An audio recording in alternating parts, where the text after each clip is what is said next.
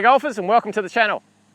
Today's video is about course management. It's about highlighting those silly mistakes that a lot of us make and see if we can reduce them. Have a look at your handicap, have a look at the sort of scores that you're shooting and ask yourself, where are you losing all of those shots? And more often than not, it's about poor club selection, poor shot selection, and just having the wrong idea of what you're trying to achieve out in the golf course. So we're going to go through 5 different scenarios that we believe that are costing you the most shots, and let's see if we can help you with that club selection and get you making some more sensible decisions out in the golf course. Welcome to Aussie Golf Pros.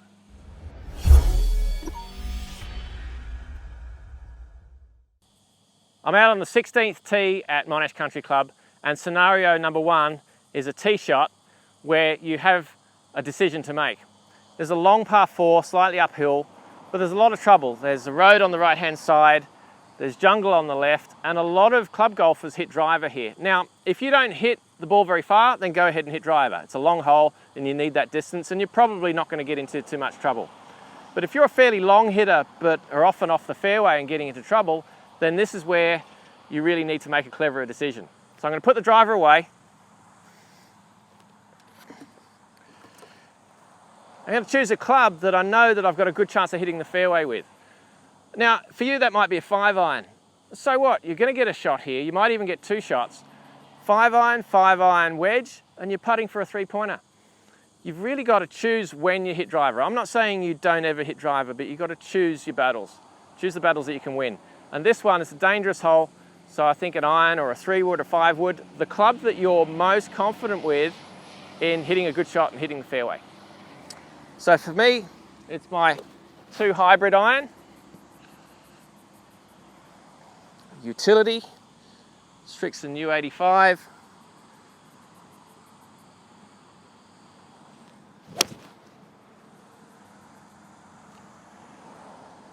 And I know they hit a lot of fairways with that, so get a club that you know you can hit a lot of fairways with.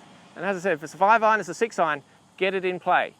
Obviously, if you don't hit it very far, then you need to hit that driver, scoot it up there. You won't get into too much trouble anyway. Scenario 2 is, let's say you've missed the fairway, you're in thick rough, and what do? You pull out a 4-iron or even a 3-wood. The problem with that is that those clubs don't have a lot of loft. And what happens is you get a lot of grass in between the club and the ball, and that reduces your spin, your backspin, and backspin is what keeps the ball up in the air. And we need that loft to get over the rough and get it advancing, keep the ball up in the air. I see a lot of golfers hit it into this sort of rough and their next shot's in the rough as well, and they take 2 or 3 to get out. That's throwing away shots. I've got an 8-iron here. I'm going to play it back in my stance so that I can hit down on the golf ball, reduce the amount of grass trapped between club and ball, and get some sort of contact and get some backspin on the shot. Let's take the hero shot out of it. You don't want to try to hit 3-wood here. Use plenty of loft. We want some spin. We want to keep the ball up in the air, and we want some good contact. We want to make sure that we get back out onto the fairway.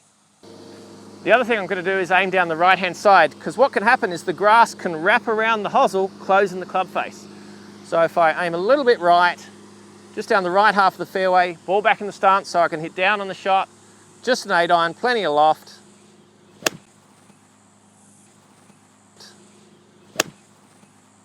And you can see it just drew to the left a little bit, but I'm out on the fairway, I'm back in play. Okay, we're back out in the fairway, and I've got a tight pin there. You can see it's just tucked behind the bunker, and really if you're off a mid to high handicap, then it's time you forget where the flag is. When you've got an approach shot, anything over 100 meters, your target should be the center of the green. Regardless of the slope, regardless of where the flag is, regardless of the wind, everything. Let's hit some greens. You can look at statistics, putting and short game and saves and all of that, but the number 1 statistic that you really need to improve is hitting more greens in regulation. And to do that, you need to hit the center of the green. Think about your shot dispersion. Let's say you've got a 7-iron in your hand and you had a shot pattern on a green of 10 shots. You can have one over there, one here, one long, plenty short probably, because most golfers finish short. And specifically for this shot, we've got a bunker waiting for that short shot. So we're going to look at that shot pattern and we realize that if we go for the center of green, we're going to have a lot more shots on the green. But if we start to go for pins, tucked pins, then we're really going to get into a lot of trouble. And we're going to bring in those bogeys, double bogeys and triple bogeys. Right, so I've chosen enough club to hit the center of the green here, get the pin. So the target's the center of the green, just right of the pin and past the flag.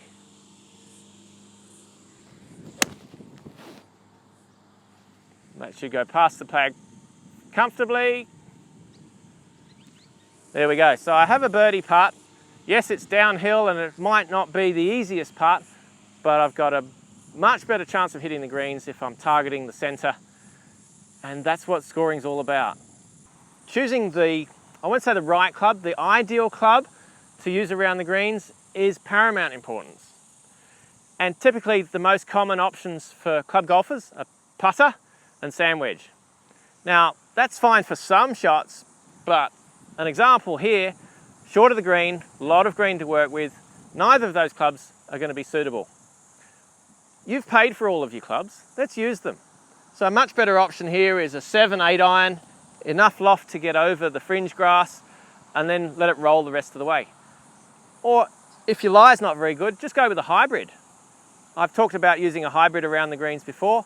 Pop out of the corner and learn how to use a hybrid around the greens. It's really going to get you out of trouble, especially if the lie's bad. So let's put the sand wedge away. I'm going to go for 8 iron here. For me, that's enough loft to land it on the front edge of the green there and let it roll the rest of the way. Nice simple strokes. This sand wedge needs this big long swing. You've got to fly it all the way there. Very difficult to judge your landing spot because there's so much green between you and the flag. 7-8 iron, much easier. So this is an 8, a few feet on the green. It should come around nicely. A little bit to the right, here it comes. But the length is much easier to judge because you're getting the ball rolling more quickly and you're going to be able to judge that carry distance much more easily because it's closer to you. All right, let's head on to the green. So I could focus on short putting for our 5th and final segment, but statistically, amateur golfers aren't too bad on short putts. Where they really stink is on long putts. The tour pros are really good at holing the odd long putt and obviously leaving it really close to the hole if they do miss. And that's because their speed control is so good and because their green readings are so good. So I've gone into this in much more detail up here, but basically what I want you to start to do is have a quick look from the side of a putt. So by having a look here, you get that 3D image of what a putt looks like, how long it is, whether it's uphill or downhill. So I've got a longish uphill putt here. And most golfers underread putts. So if it's a right to left putt, then they miss on the left side, they miss low. Left to right putts, they miss on the right, they miss low. But on uphill putts, they're nearly always short, and downhill putts, they're nearly always long. So you've got to get an idea of what the slope's doing. I'm not saying read it to perfection, but try to get that speed better, and you're going to 3-putt fewer times. And that's where you're really losing a lot of shots. So just by getting that 3D image there, that's given me a sense of what pace I'm needing, also what the break is.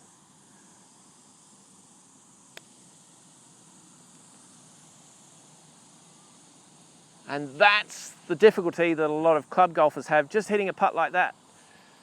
All right, so it was a bit to the right, but the pace was good, and that's where club golfers really do struggle, is trying to get the pace right and even reading the greens to a certain degree.